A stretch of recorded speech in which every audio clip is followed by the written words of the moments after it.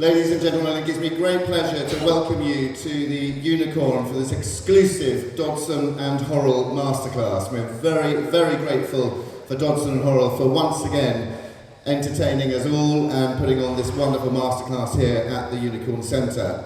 We're incredibly lucky to have Dodson and Horrell ambassadors Captain Mark Phillips, Zara Tindall and Lauren Hough with us this evening to host two very special demonstrations, followed by an opportunity for you, the crowd, to ask questions at the end.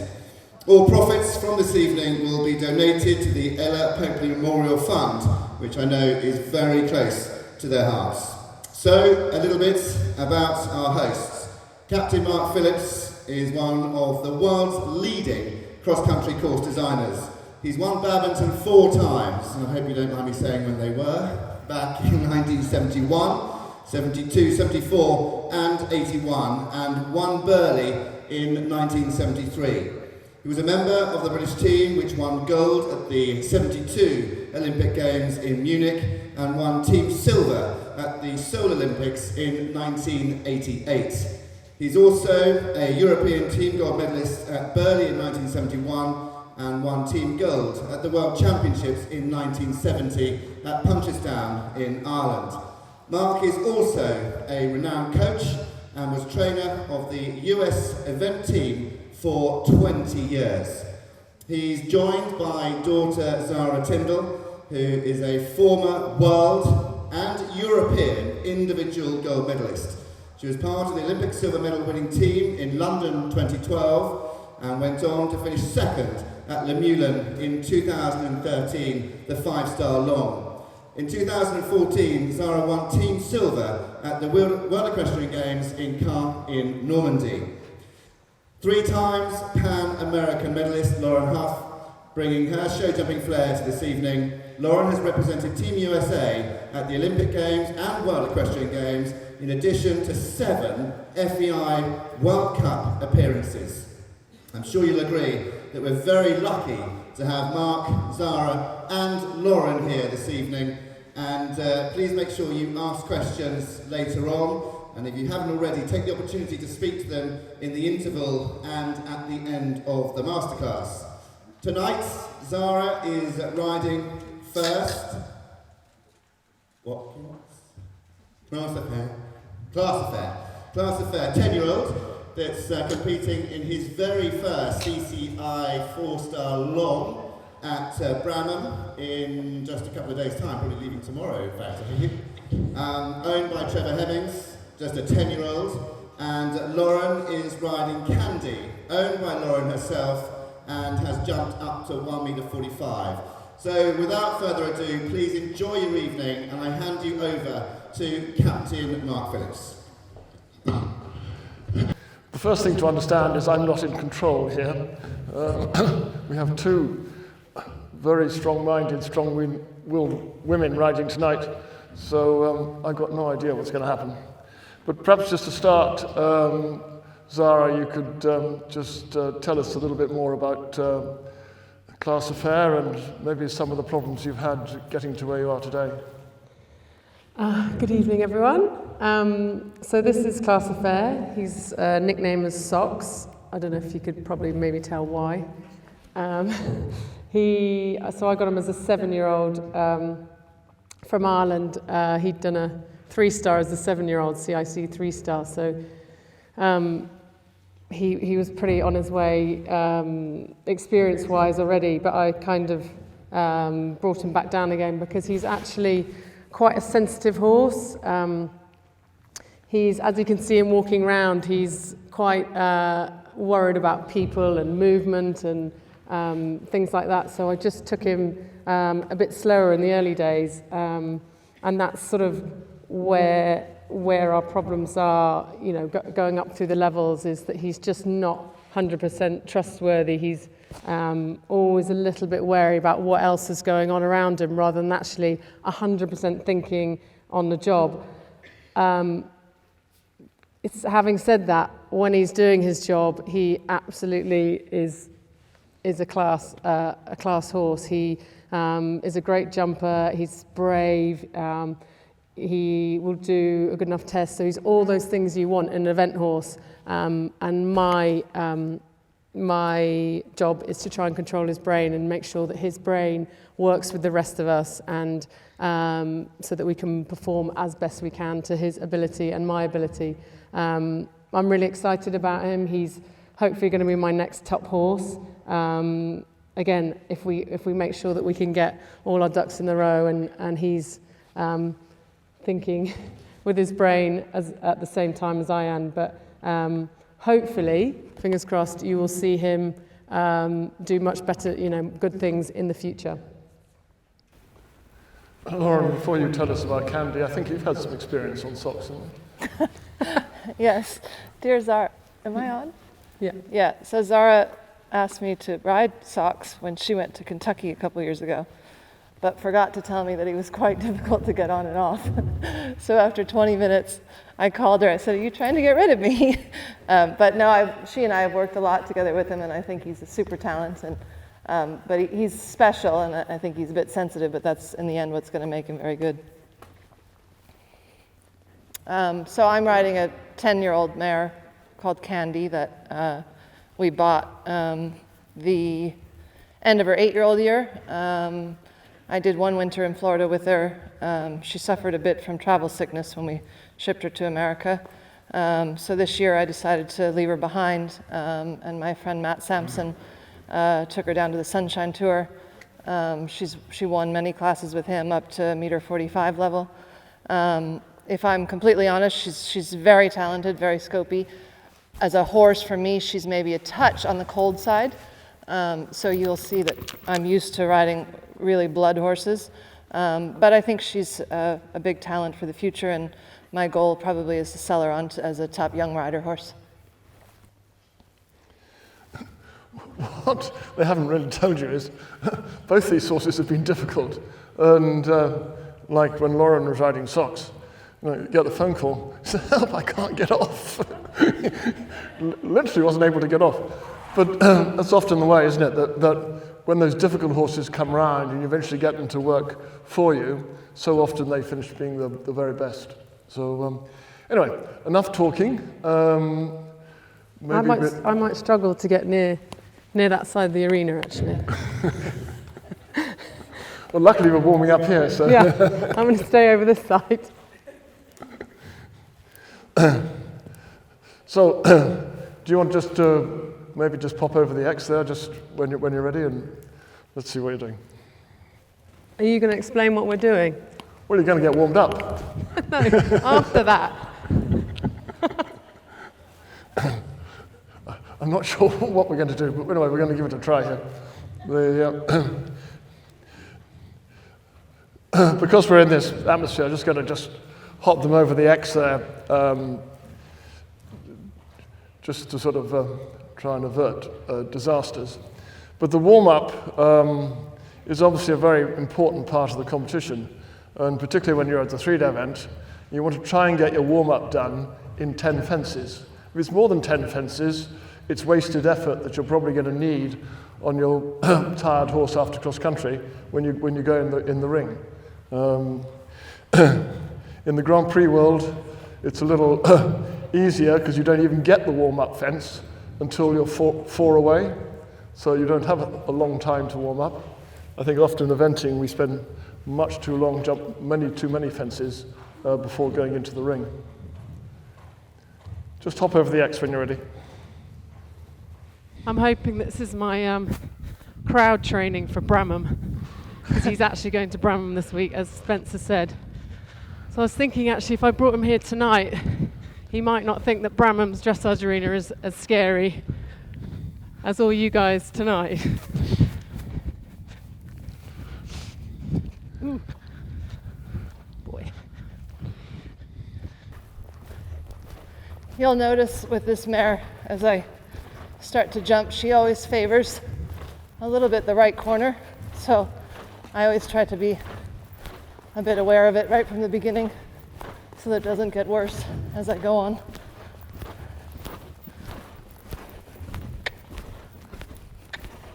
You jumped already? No. It helps if we both go the same way.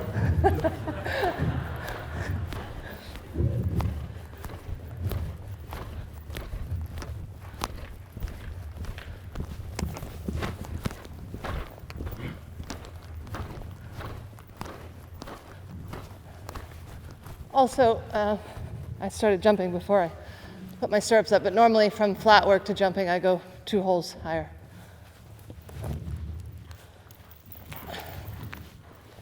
You happy, Zara? Yep. It's quite quiet and settled. Boy.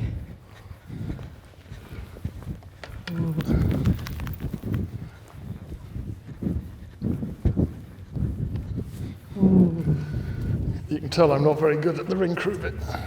We've got some help for you. They're just too shy. I think for both of us, I work with Lauren show jumping a lot now. Both of us try and make sure that we can get them as relaxed as possible before we start jumping, and just get them used to the ring and make sure that they're listening, basically, or hope that they're listening anyway.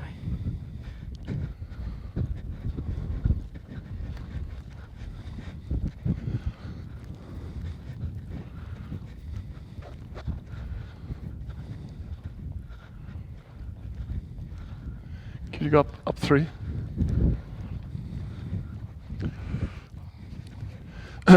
One thing, as Zara said, you'll notice, which was sort of slightly new to me in the Grand Prix world, is have a jump, let the horse walk, relax, pick up the canter, have another jump.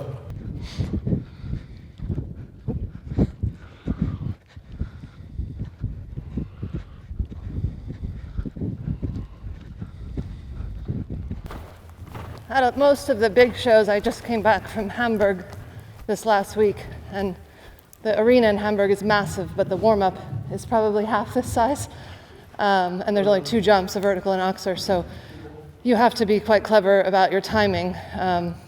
I tend to, when you have to share jumps, I tend to start jumping 8 out, and then I allow myself to not be rushed. I'll jump 2, I'll walk for a minute.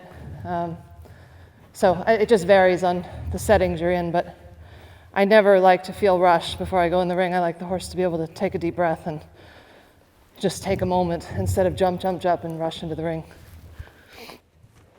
I think the show jumping warm-up always becomes the craziest place on an event, on a horse trial site. I don't know how it is for you guys, but it just, people kind of, I don't know if nerves take over and it gets really manic and people are shouting at the fences, and so it's really important to try and keep yourselves really calm and keep the horse concentrating. And I think also always think about what you're doing. If you have 3 good jumps and your horse feels good, I have pretty much a routine where I'd say I normally jump 4 verticals and then move to the oxer and finish on a vertical, but you have to go a bit off your feeling as well. If your horse feels tired or too fresh, I may do 1 less or 1 extra jump, just depending how they feel. Off you go.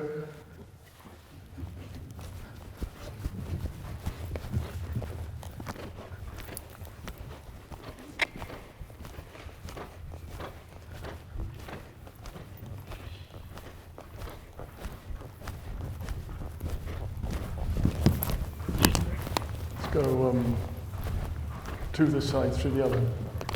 2 this side. No. Just go up 2. And 3 the other one. There you go. Is that too big for you, Zara? Are you all right? shall I stop after this one? I need a better canter than last time. I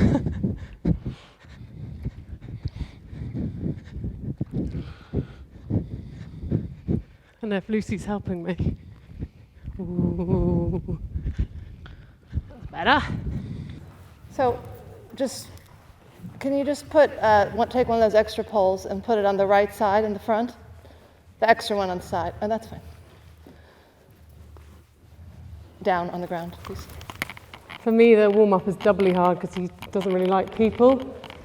So he's always watching everyone stood by the fence, so I can't really get to a fence very often. So I really have to make each jump count. So when I do have the opportunity, and you do have your own jump in the warm-up, and you're lucky enough, sometimes the guide pole is helpful when you have a horse that drifts right or left. Don't trip.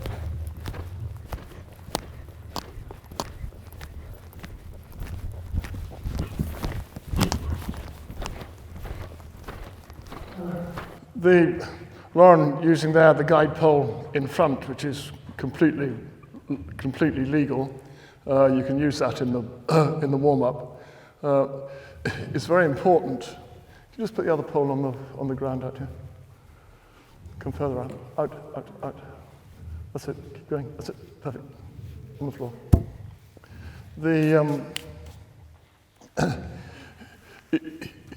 If you're putting one on the landing side, it must be far enough out that the horse can't land on it. So it's there as a guide, but you put it in here and the horse puts his foot on it, that's obviously big trouble. Let's go down, shall we? Why did you go up 3 one side and 2 the other? Because it wasn't level. I said that, Spencer. I said it was unlevel, and he went a little bit recently, Lauren. Sometimes you can be a bit forward-going to a fence. So we've been just jumping him with a landing pole just to get him to jump his fence and just drop his neck and land and not sort of run off. And that's really helped me. Just a tiny tweak, which is what I really get from Lauren, is those tiny little tweaks that really help you. Just, someone else looking at you and just maybe see something else that you're not feeling or not seeing. And it really can change the way the horse goes. Do you want a landing pole?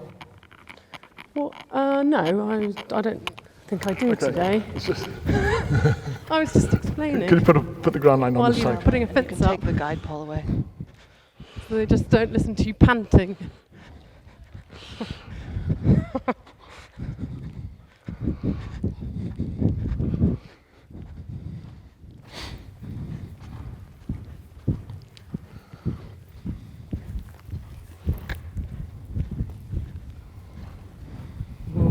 You can go already a bit wider for me, please.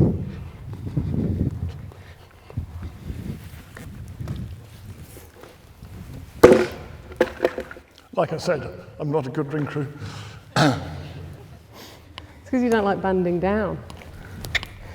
Pick it up again.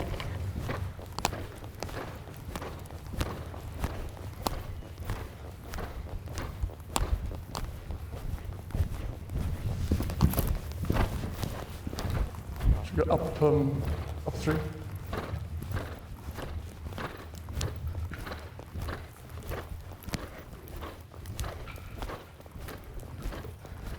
This horse is really quite stiff on the right side, so it's important as you're warming up that it's not just jump and stop, that you take a couple minutes and try to get them supple and even on both sides.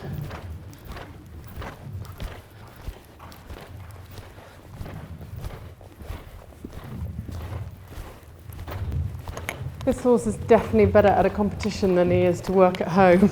He's actually quite tricky at home, so he's much more comfortable when he's out in an atmosphere like this, actually.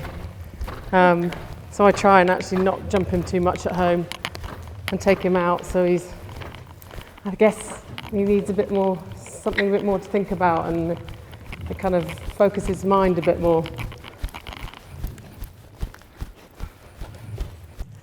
You've also got 2 fairly similar styles here. But the one thing they've got in common, if you just watch the lower leg never moves. So the base on which they're balanced is extremely stable, and that gives them the ability to feel and to make things happen. I'm happy to be compared to Lauren. Sorry. Thanks, Bob. I said I'm very happy to be compared to Lauren. You're definitely the brave one. The style is similar. Oh. So for me, you can roll those ground lines right in.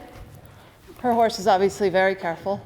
Mine is careful also, but if I'm warming up and we're getting close to the last oxer, And maybe I can get a little bump. That's always helpful to try to jump a clear round.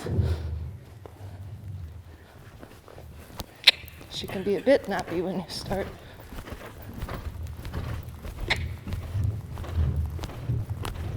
I think if you just watch the arms, how relaxed the arms are, the elbows. So she ran me a bit under that, but tried hard to get out of the way. So I'm going to do it one more time. If you can roll the ground line back out, please. Just on the front side, same direction. She jumped over her shoulder there, so.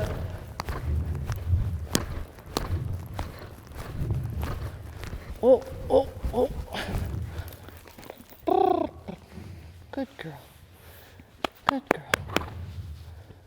You're okay. Oh, oh. I'm still, because I sent the horse away for some time this winter, and Matt is a much different rider than me. He's quite strong. I'm still playing with bits at the moment. She's not strong, but she's just a bit numb in the mouth. So right now I have a Waterford Pellemin with just rubber on the back. I'm not sure it's perfect yet, but.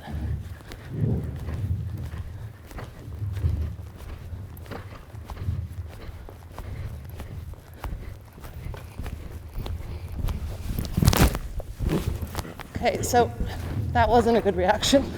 She pulled me to the deep one and then didn't get across. So now we're going to narrow it up.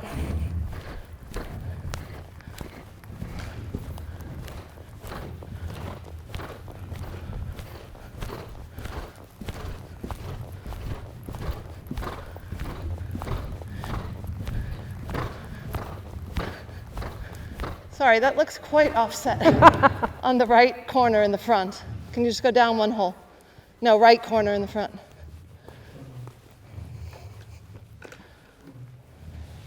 I'm a bit OCD when it comes to my jobs.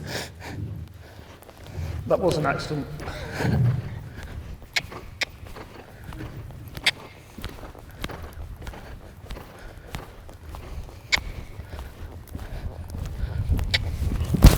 There we go. So Lauren would want a narrow oxer because, like the time before, when he jumped a bit over her shoulder, the oxer, the back rail of the oxer makes the horse's forearm, makes it come up more. Where if it had been an upright, it's more likely to go over the shoulder again. Do you want an oxer or an upright?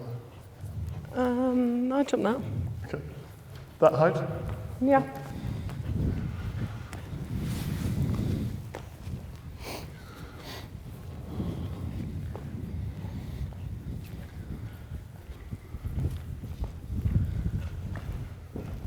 Boy. Okay, so I don't know if you've been counting, but that's 4 uprights, 4 oxers, and a narrow oxer. Lauren jumped one more because of the time the mare jumped over her shoulder, and that's your warm-up. It's pretty simple, really. But yeah, you also notice that. The control and the approach and the rhythm and the approach is pretty good, apart from the one when Lauren got drug under. So in the training, it's important to keep training that, and Lauren will tell you that she very rarely jumps big fences on her Grand Prix horses. But the control in between the fences is all the important thing. And so the fences don't have to be very high in order to exercise the control. So we've got 2 little fences down here. They're 75 feet, which outdoors will be a bit of a forward 5. But in here it will be, and it's particularly this height, will just be a nice 6. So do you want to go, Lauren, first? Yeah, maybe. Well, if she can get anywhere near the plank, could finish up being 7. Good girl. Or off you go, Zara. Do you want to go?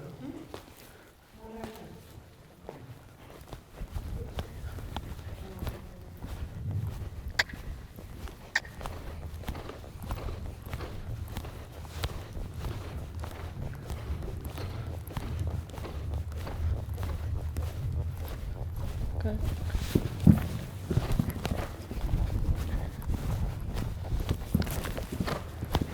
Well, it's a nice 6 if you don't get 5 foot in the air over the first one. Whoa. Oh, not even get to it. It's supposed to be a brave cross-country horse. That's got ducks on it. I'm not sure which side is spookier, the ducks or the other side. There's ducks on this side.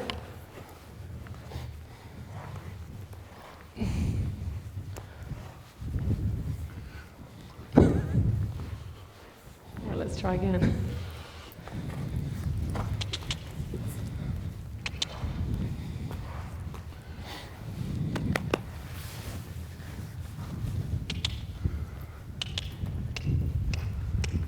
Oh.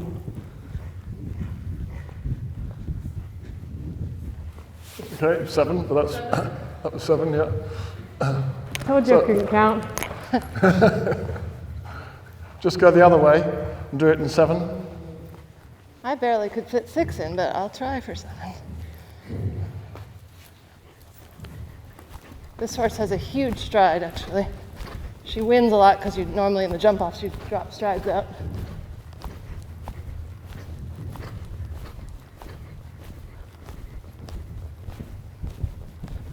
Whoa, whoa. Good girl. Shall I try and do 6 this time?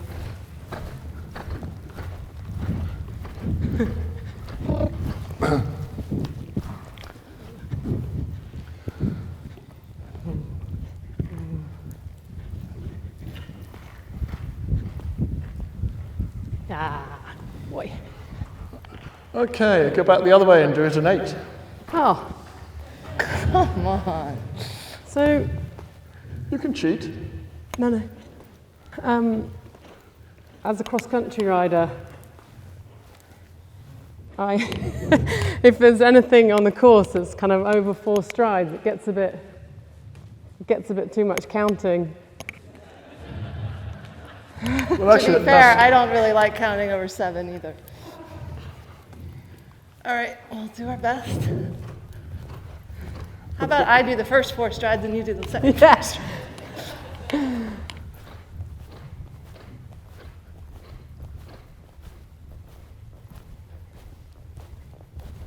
Whoa, whoa. Ah, lovely. To be fair, when I was riding Grand Prix, David Broom always used to say to me, he says, yeah, 60 feet or less, 4 strides, you've got to have a plan. But over 60 feet, you've got time to stop and start again and don't bother to count. Good girl. And there's a lot of truth in that.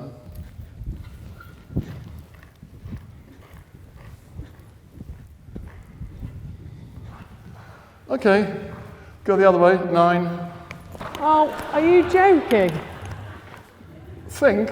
I said you could cheat. What are you going to do? Huh? Put a bend in. Put a bend in. Yeah, and then get 9. Okay. Well, unless you can do it in a straight line. You know. Oh, I've forgotten you're a world champion.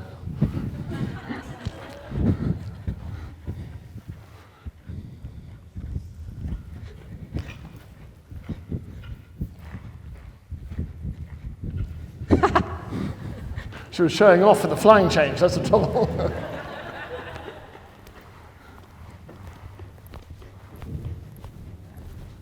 Whoa, whoa.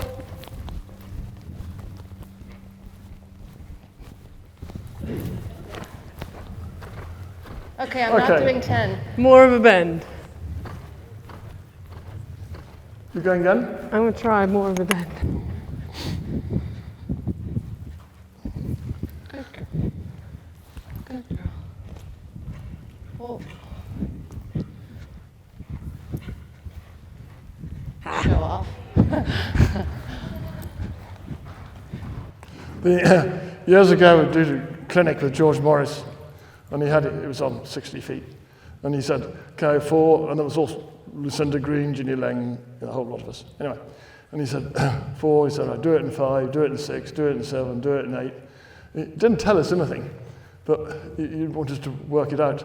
And so obviously we did it in the end and did it in 10, but had to put a huge bow in it to get the 10.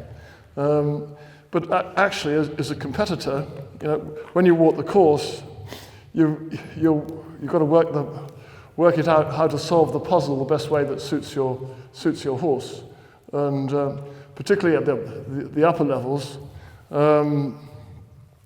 you solve the puzzle all the time by the shape of the jump over the first element. And it's not just the shape of the jump, because if you've got a question, it makes a massive difference whether you land here, or whether you land here, or whether you land here. And when you have the skill to be able to land in different places, it makes solving the puzzle so much easier. So these riders, it's a bit like the professional golfers. When I play golf, all I can think about is how to get that stupid white ball from here onto the green. But the golfer, the professional, will go here to go, here to go, so you can have an uphill putt. It's a completely different way of thinking, which is what happens here. So let's do something different. Let's go up. Can you go up 3? I'm not going the other way now, then. Sorry? We're not taking strides out now, then.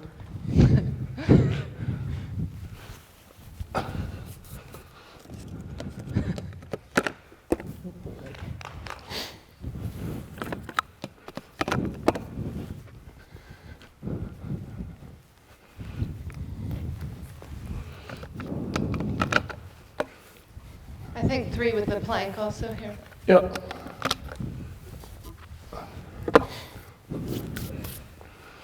So, Lauren, what do you want to do here? Well, I can just do some variations of these lines, and then we can... Done the straight away, or do you want to do the oxer to oxer, or upright to upright? I'll go oxer to oxer first. Okay.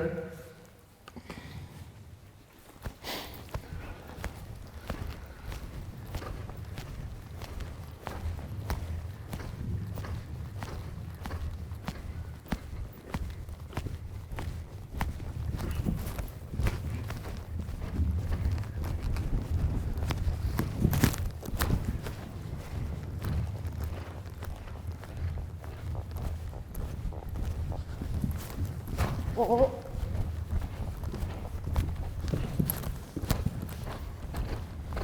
You notice how still the body is and how upright the body is over the fence? Off you go, Zara. I should have gone first, shouldn't I?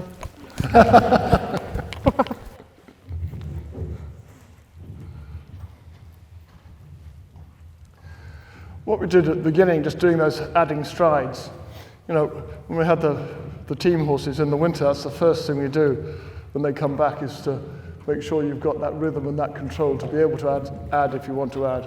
Oh, boy.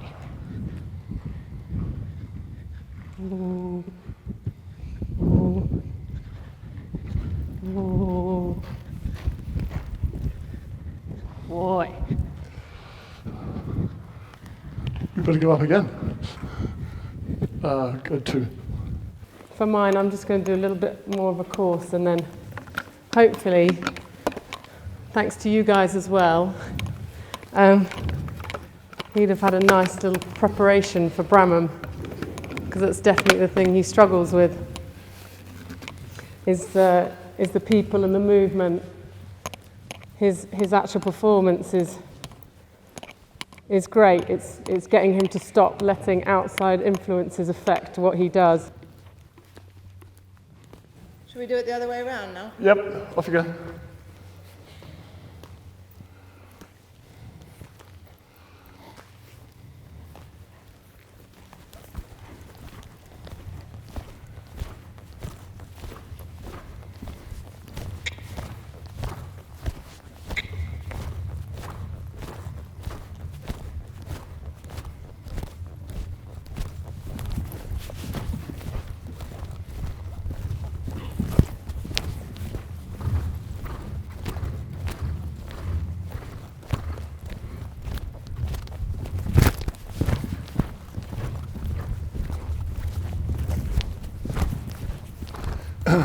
notice that time Lauren did one less everywhere.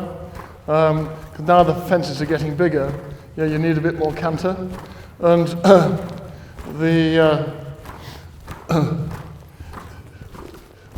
what people sometimes forget or don't totally understand, I better get out of the way, is that if a horse is going at 300 meters a minute, or a horse is going at 600 meters a minute, the feet are going at the same speed. The only thing that changes is the length of stride. So as you go a bit faster, it's because the stride has got longer, not because you're going quicker. Or not because the feet are going quicker. Ooh, ooh, ooh. Ooh.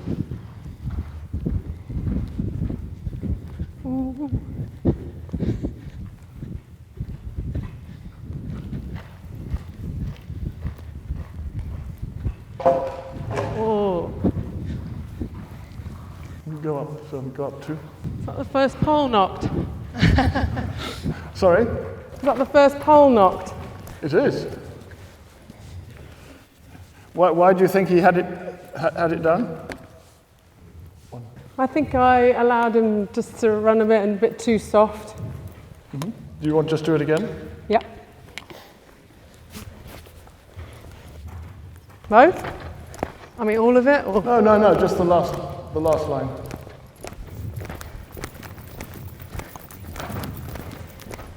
My turn wasn't great into the red either. Excuses. Ooh. Ooh. Hey. Boy. Ooh.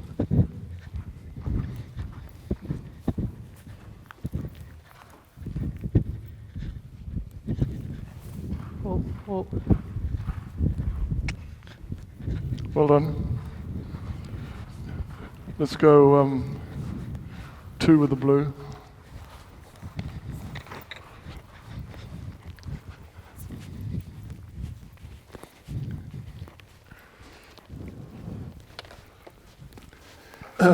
When they're going around, you notice the head carriage of the horse is high. That's very important because the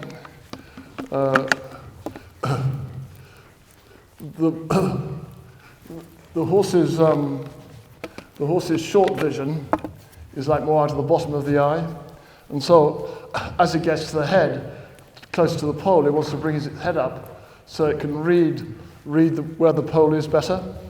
It doesn't matter what you do around the end of the ring, but when they come to the fence, they've got to have that high head carriage to give them, number one, the balance, so you can have the rhythm that you're seeing here, but also to help them see the pole that they're jumping. You going once more, Lauren? Why don't you start with the black and white, and then go from there? Okay. So probably what I'm going to do this time is I'll jump that as a single. And then she has a really big step, and I did 6 last time, so I'll make her do 7 here, oxer to oxer. Bearing in mind with that right drift, I don't want the 6 to get too desperate. So hopefully I can get the 7 done early to still keep leg at the red. And then I'll go ahead and let her do 1 less in the vertical. Or at least that's what I'm going to try to do.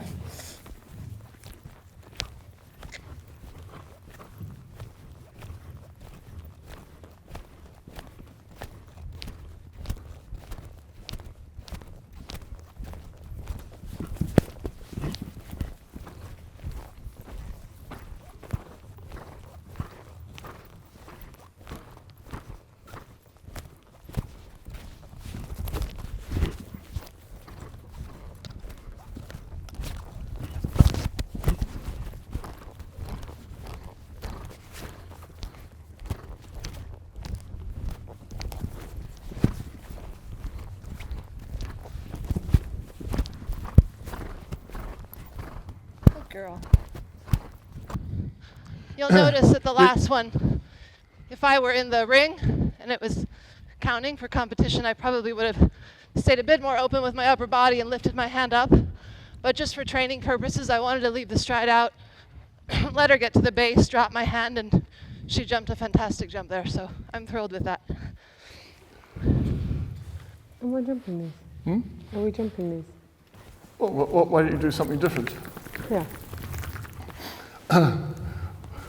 Why don't you do the oxer to the triple brush and the plank to the pole? Okay. And I'm not going to do that. Do I get a warm up? How do you want to? We can put, I mean, you got any flags on it? sorry? On this one? Okay. Here we go.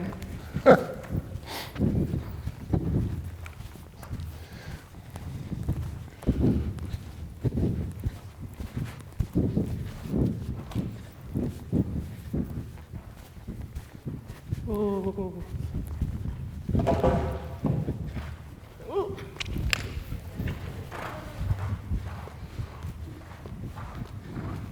Oh, I forgot about the rest of it. So, just stop. Yeah. I mean, for him, this is not a super narrow one, but what wasn't brilliant that time was you really got big onto the inside rein and then ended up with a lot of flexion. If you can keep the neck much straighter, it's going to be a lot easier.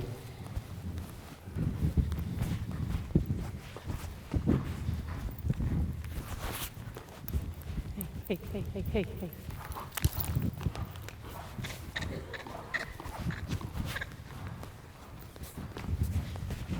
Ooh.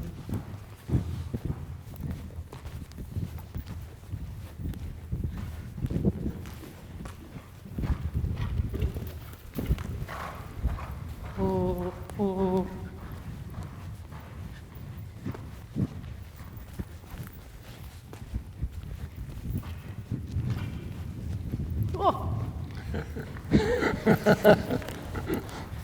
That wasn't a great shot. To be fair, Zara hasn't walked the course, so.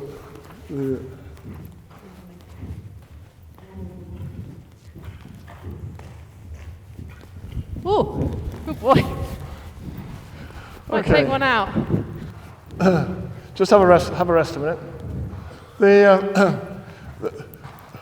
In the eventing, we have to school these narrows a lot because the narrow fences, in the pursuit of safety, the big rider frightener is, if something goes wrong, the consequences may be less and less acceptable. So it's going more and more to the narrow fence.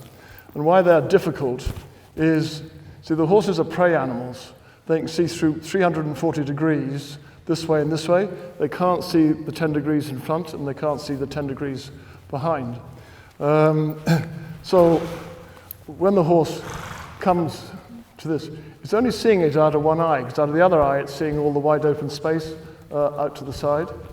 And similarly, when the horse comes to jump the pole, somewhere here it loses sight of the bit it's going to jump, and as it gets closer, it's drawing more and more information from the sides, and that's when,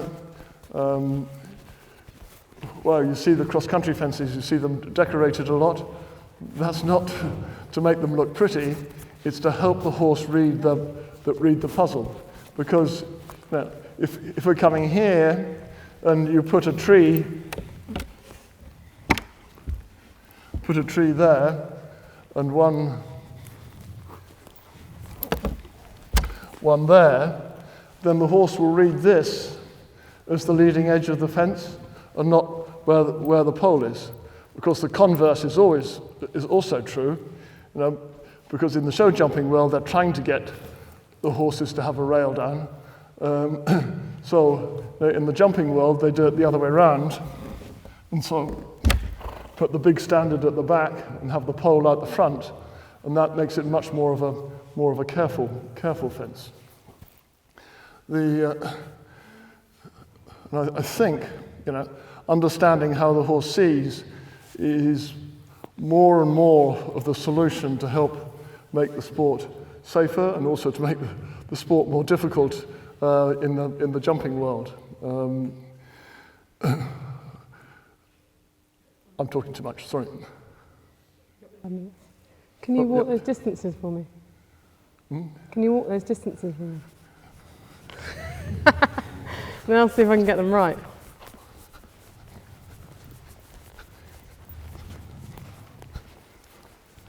Four and a half. Uh-huh. That's what it felt like. So, just wait 1 minute. Sorry. Can you put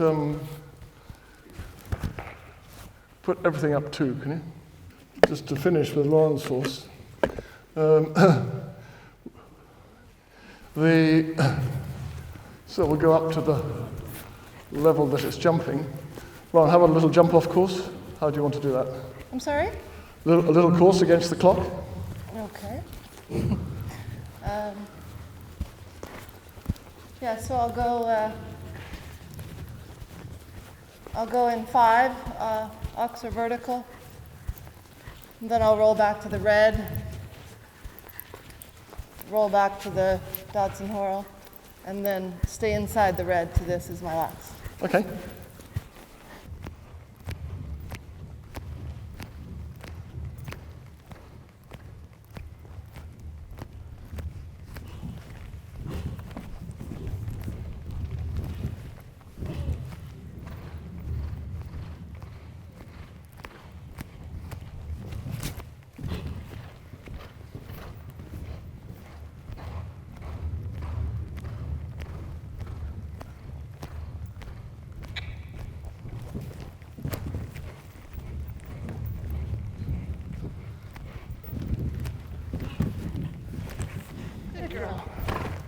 That last turn was a bit difficult for me because she gets a bit hard to turn to the left. So probably I would have lost because I added one to the last, but she was good to clear it. So, Lauren's one of the fastest riders in the world against the clock. You just saw a little bit there of why. Super smooth.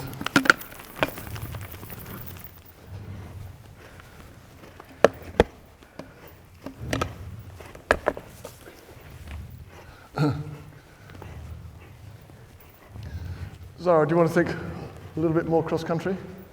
So you probably this is 5, and you can probably do that in 4. Stirrups are going up. It's getting serious. Oh, actually, you can put it. Yeah.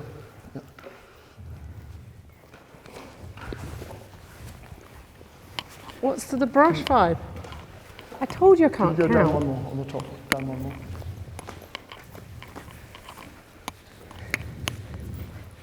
Okay, off we go. So same again. Yep. I've got a trick up my sleeve to finish in a minute.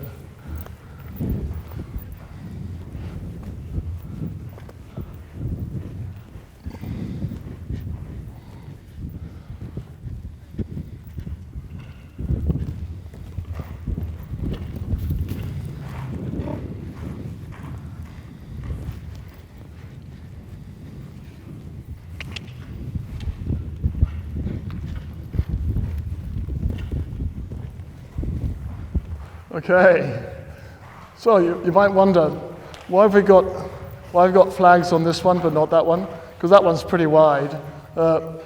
This is like only 4 feet, which is pretty skinny, and it's really important when you're schooling this stuff, yeah, that the horses shouldn't fail. You know, the last thing you want when you're jumping a skinny is for the horse to realise that there's an option for going around the outside, and yeah, that was super good. Now, just to show how good you are, go from the blue one here to the triple brush.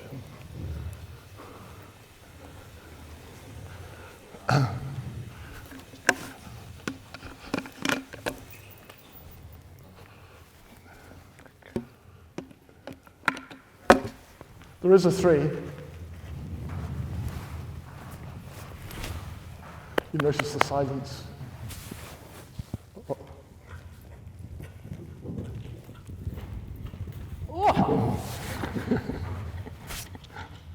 So the trouble is, you know, when you've got riders like this, it makes the difficult look really, really, really easy.